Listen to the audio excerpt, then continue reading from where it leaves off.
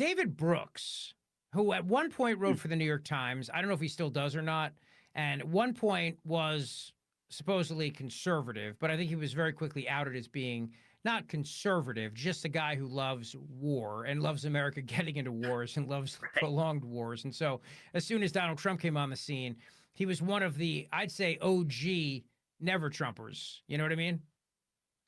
For sure he was. Yeah, and I mean that's like a perfect description of the standard neocon kind of rhino never Trumper. David Brooks is basically the poster child for that.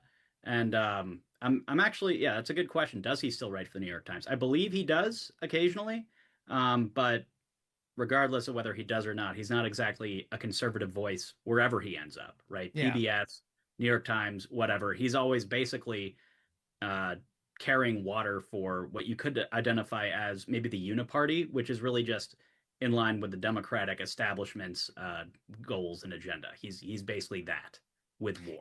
Yeah, and I think like guys like him and Bill Kristol and Max Boot and these other people who at one time said that they were conservatives, and then even the people behind the Lincoln Project, when they Right. leave and they need a paycheck and they need a job, they get hired by these lefty outlets, and then they have to always spew kind of lefty nonsense that, I mean, it's one thing to disagree with Trump on a policy issue, but to have such 180s on almost everything tells you that these people are Right. just complete frauds, right? Right, and it I think makes a lot of people who maybe listened to them back in like the 2012 or so era wonder, was I just being duped the whole time, Yeah. right? Like was there any reason to agree with this guy on anything? Did he actually go along with any of the views he was espousing back then, or was he basically just towing the Republican Party line at the time because they saw that as a better vehicle for endless wars in the Middle East or wherever else, right? And so now that they view the Democratic Party as a better vehicle for that, they just they throw away all the other principles, and it's like, so were there any principles to begin with? And with David Brooks, it's hard to say.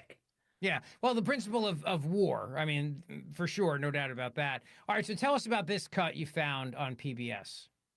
Yeah, so David Brooks is absolutely horrified by Elon Musk's the damage that he's done to USAID, which, I mean, anybody who's spent a few minutes taking a look at what all of this USAID money was going towards is basically furious that this wasn't a talking point for Republicans like last election cycle, right? Right. That this wasn't something that Republicans were taking the axe to years ago, decades ago even. And so, of course, this is something that David Brooks is very disturbed, is largely being defunded as a result of Doge's efforts. And so he compares him to Stalin, he compares him to Mao, and he also complains that something like, I think it was 50,000 or so adults have died of AIDS, basically because of Elon Musk, because of Hmm. USAID. And my question for this is always like, okay, if we were actually keeping all of these people alive, like countless hundreds of thousands, even millions of people alive with all of this USAID money, why was nobody ever talking about that? Why was nobody ever saying to the American taxpayer, hey, like these are all the lives you saved this year? I mean, that might be a little bit of PR for this behemoth of a program that's basically all corruption and dirty NGOs receiving this money. If we're actually keeping all of these people alive, then okay, like maybe let us know once in a while. But no, only when the money goes away do they suddenly find however many bodies and point to that and say, no, it's because you got rid of USAID. And for a guy who's supposedly conservative and part of the Trump resistance and hoping that the Republican Party will return to its roots, how can you be out there defending USAID? Well, all right, let's take a listen to the clip. Go ahead. How do you look at it? What's his legacy, if we know that yet?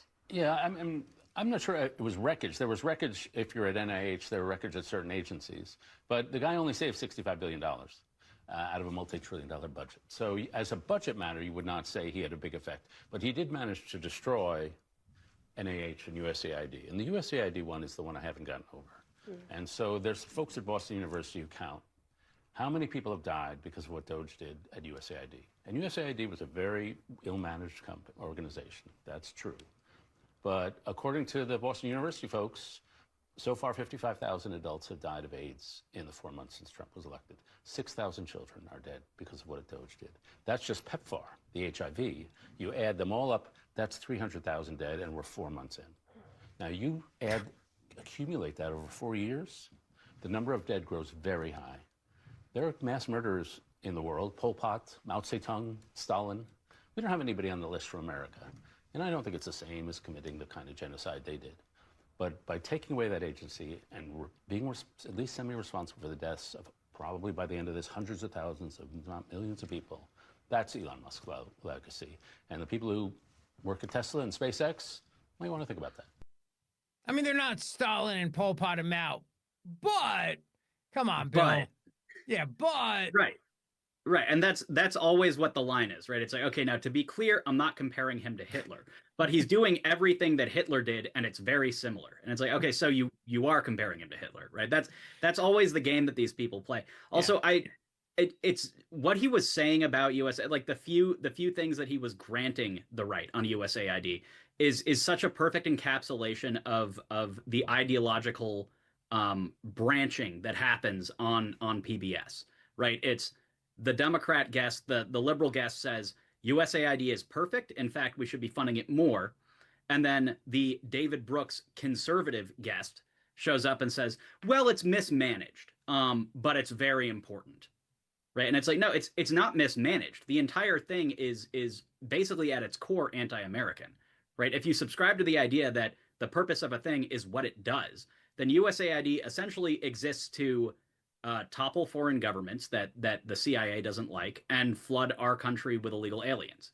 right. And so if that's mismanagement, then I would very much like to hear David Brooks's idea of what a correctly managed USAID would be accomplishing, because it sounds like he wants them to do the exact same thing, but just, maybe skim a little less cream off the top, maybe spend the money more effectively on flooding the border and toppling foreign governments. Yeah, and it's funny how he starts off by saying that he's only saved so much money, which of course is one of the biggest debates going on in Congress right now in the big beautiful bill is let's cut more of DOGE, let's codify more of those cuts. There's only so much that the executive branch can do, but of that he's managed to turn into one of the greatest mass murderers in all of history. So it's like he's not effective, but he's really effective at killing people. Like, huh? Right, yeah. And apparently, I mean, David Brooks is pushing this idea that basically the entire planet was on life support. If not for the help of USAID, everybody would be dead. And I say again, like, okay, where was any of this talk? Where was even a whiff of that before anybody knew what USAID was? Because it really sounds like an ad hoc justification for USAID existing, and people are just pulling these numbers out of thin air. That's really how it reads to a lot of people. So it turns out he still does write for the New York Times. His most recent op-eds, I'll read you the title of one. I'm normally a mild guy. Here's what pushed me over the edge. It's a piece about how Trump has destroyed the human spirit, the whole thing, the whole human spirit. And can we please stop lying about Obama? It's a piece about how Obama never left American workers behind. So I guess all those American workers who feel differently, they're just under a big lie, a big spell, Right. And that's how you know that David Brooks is a conservative, because whenever somebody says, I'm usually very calm, but what gets me hopping mad is when people spurn the legacy of Obama. Yeah. Right, and I say, okay, so you're a Republican. Right? Like, give me a break, dude.